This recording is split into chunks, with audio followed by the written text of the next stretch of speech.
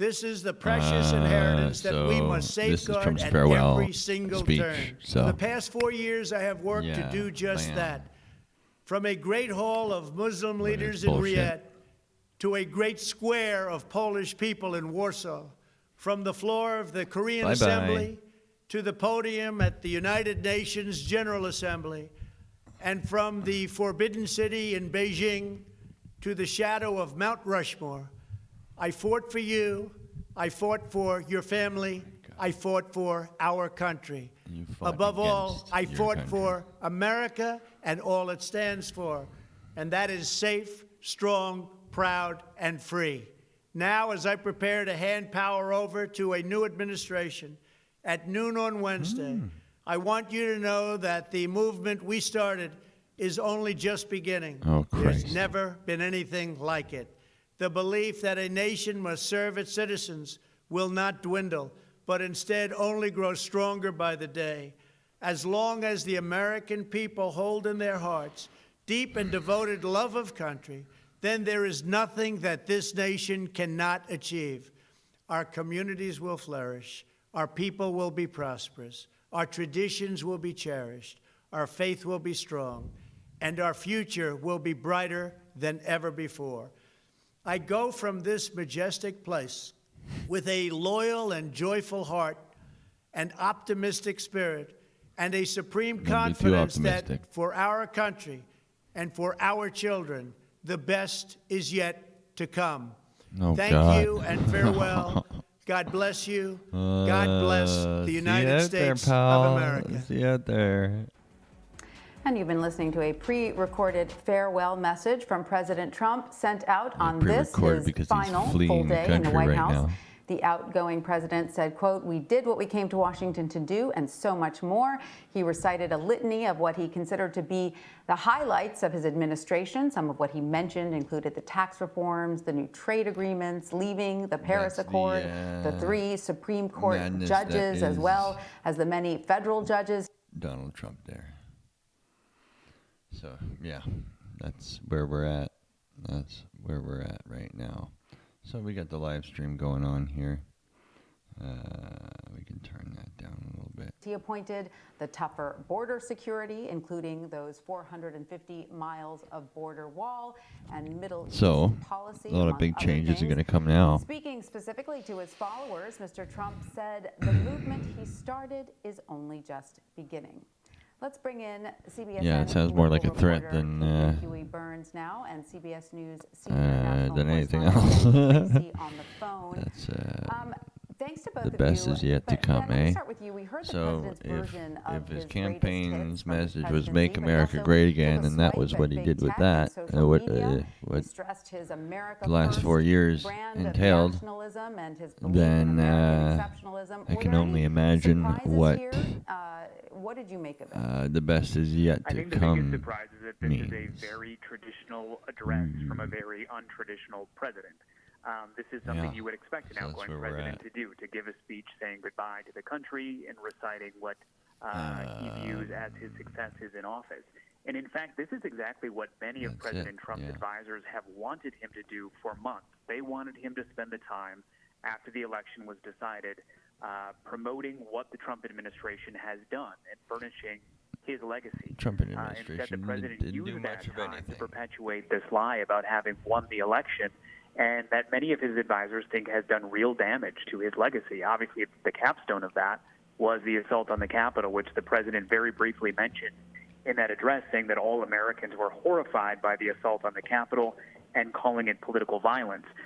It's not true, in fact, that all Americans were horrified by that. There are polls that show that many of his supporters supported the attack on the Capitol and that they believe it's something that President Trump wanted to see happen. So this was a mixed bag of the president talking about some of his grievances in terms of when it comes to tech and feeling like he's been silenced by some of these tech platforms who have taken away his biggest megaphone, Twitter. But mostly this was him going through and talking about what he has accomplished. One other thing I would say, the president did say some things we have not heard him say as directly as he just did right now. He said we will inaugurate a new administration this week. He said that he prays for its success, that he wishes them luck, and used the words, "We will turn over power to the new administration. Obviously, that is a signal that he intends to go through with the motions tomorrow, even though he's not going to attend the inauguration himself. I guess that kind of ruins and the Caitlin, from your perspective, what sort of message was Mr. Trump trying to send the American people in what is likely his last speech as commander-in-chief? Literally, right-wingers have been saying for months now that we're just supposed to wait until January 20th there, and we'll find out why Trump isn't leaving office and why Biden isn't going to be inaugurated. That's been the underground message. Just wait and see. Just wait and see. So, I mean, where do you go from there? Like, it's been 3 months since the American election, since Trump lost. 3 months.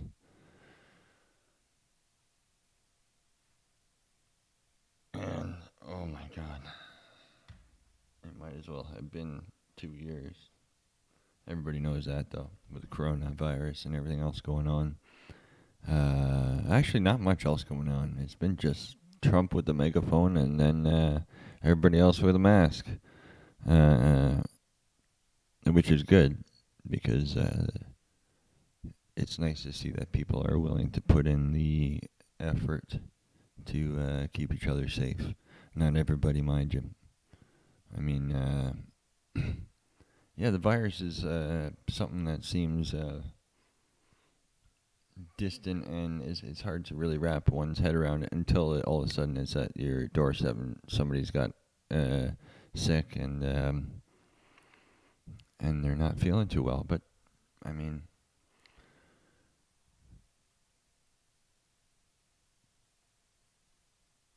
yeah, it's hopefully it's going to end soon. The vaccines are rolling out slowly. Everybody's afraid. Everybody hates needles. Nobody likes to get a needle. And we're all skeptical about jabbing metal objects into our flesh. And that's I think normal. Nobody likes that. Well, people, I don't know, people get tattoos and all kinds of crazy masochistic stuff. So, I mean, maybe there are some people that do like the needle, so I can't speak for everybody. But generally, well, I'll just say that I don't like needles, okay? I don't like needles. But for this, yeah, I would, it'd be nice to get it done. And get it on over with. It'd be nice. Yeah, I know everybody's got their reservations.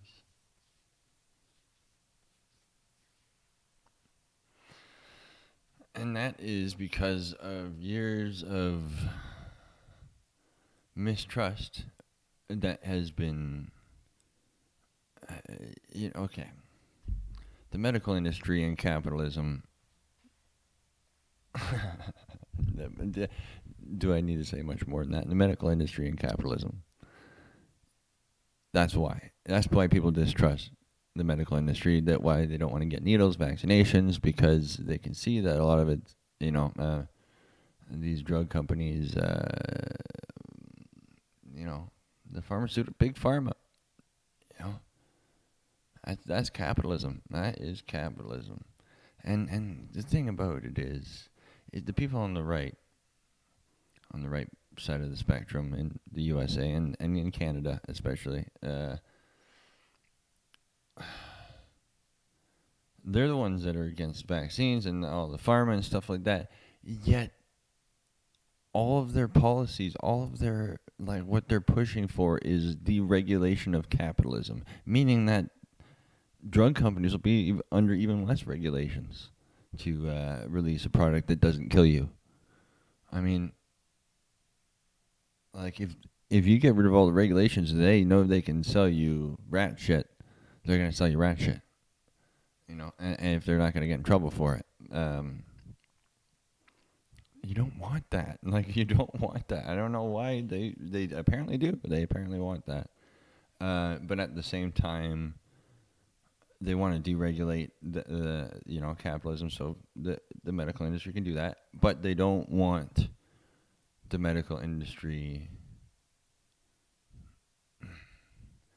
They don't want to be forced to do anything. So they want their standards to be really low, but they don't want to have to get any medical treatment. That's part of what it is. So they view things through a lens that it's already pretty terrible anyway. I don't know why you'd want to make things worse by deregulating. Like that's removing regulations on all these big corporations, all these oil drilling operations, and we're in a period where we need to really get our shit together, to say the least. Everybody knows that we're in like an in-between period, out with the old and with the new.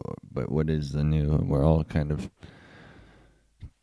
fighting for what's new. Some people don't want anything new. They want to go backwards, right?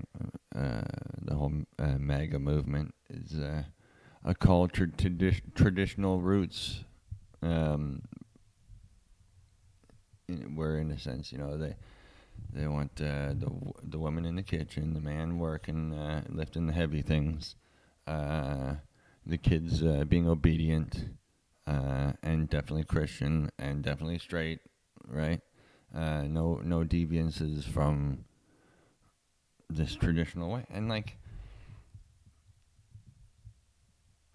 everybody fears that if these people get enough power, like they'll put that into law. They'll keep going with it, to the point where they'll be bringing back conversion therapy camps and oh Jesus, all the worst of these convoluted, supposedly religious-based ideas, which is a whole other craziness. I don't know. It's problematic. So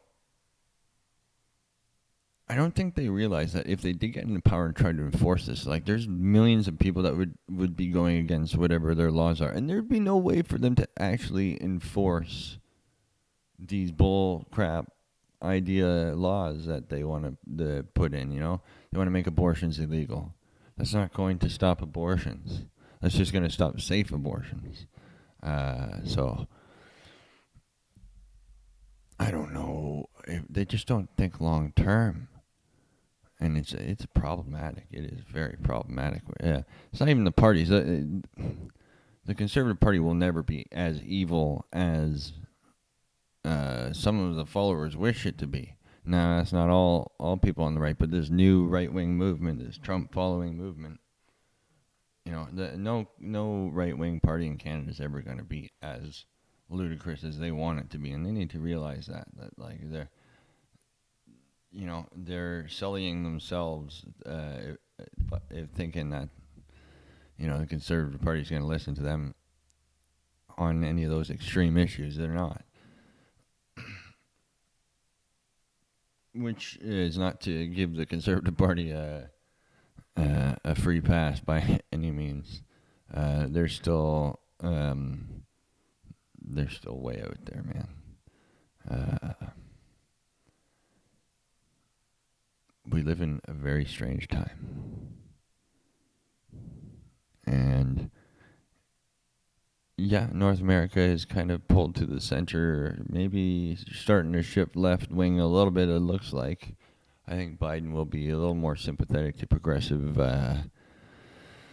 causes than we anticipate. It's Inauguration Day. He did a speech earlier there, and it was... you could see actual human emotion. And I know that's quite the low bar to set where we're feeling joyous that the leader of the most powerful nation on earth isn't a sociopath. It's kind of a low bar. But a bar we'll all gladly take right now, I think. Not gladly, but I mean, we'll take it. So we'll see where we go from here. Let's check in here. What's going on the live? Right. Well, I think this was the president trying to have the last word here in his final hours of office. And it's notable that we haven't seen the president that people are feeling. Far-right QAnon has spread like wildfire, gaining traction on social media platforms across the country. So they've gamed the algorithm? They have gamed social media as a whole. I stand with Q and the team. Together, we can save our republic. Yeah, that's a whole nother shit show. There was rumors years ago that that QAnon was a joke being played on the right wing. That was years ago. I'd heard that it started on 4chan as like a joke to see how far they could get right wingers to go, like how crazy they could make them. I don't know. That was never proven to be true or false, to my knowledge. It just faded away. But according to a new report today, they've tracked it down to 2 people that started the QAnon movement. So we'll see what comes of that. It's been crazy since September 11th. Everything's been crazy. That's when everything went crazy, and people started in North America started. Not everybody, obviously, but like that section of the sociopathic right wing decided to take the opportunity to hate on Muslims or anybody who they thought looked like a Muslim. So yeah, you had Sikhs in Canada getting harassed, in the States getting harassed because they're ignorant here to some degree. Not everybody, but there's an element of our culture that's super ignorant, doesn't want to learn, anti-intellectual. There's a huge anti-intellectualism that exists in Canada, specifically Canada. I can't speak for the United States because I don't think it's quite the same down there. But in Canada, I tell you, growing up in the schools, and you hear this from a lot of people.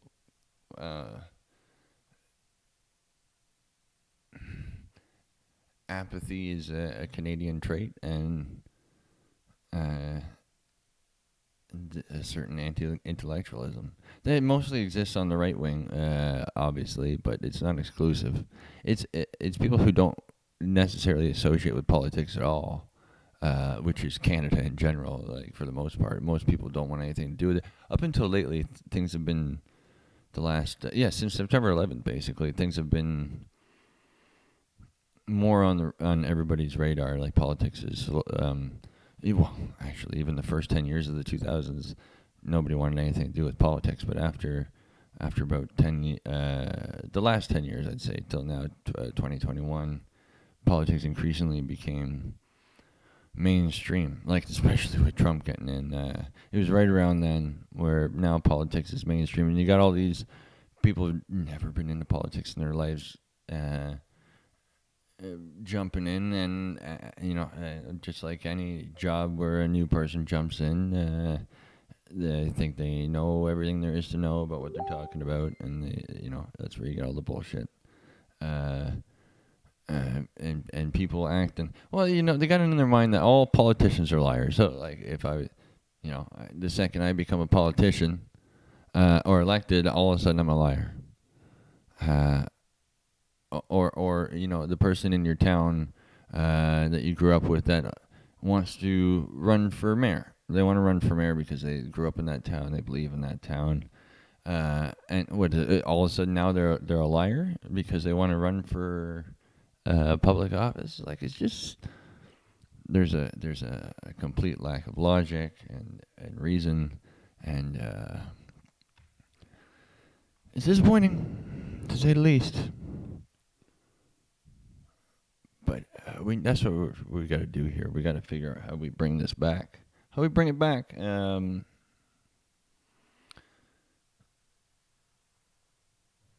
we can talk about these things and make things interesting for people enough, but understandable enough.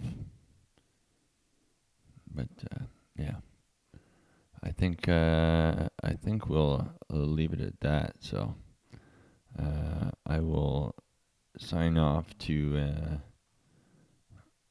this little thing here. Let's see if I can do this properly. Adios, because I think that's a good chat. We'll talk.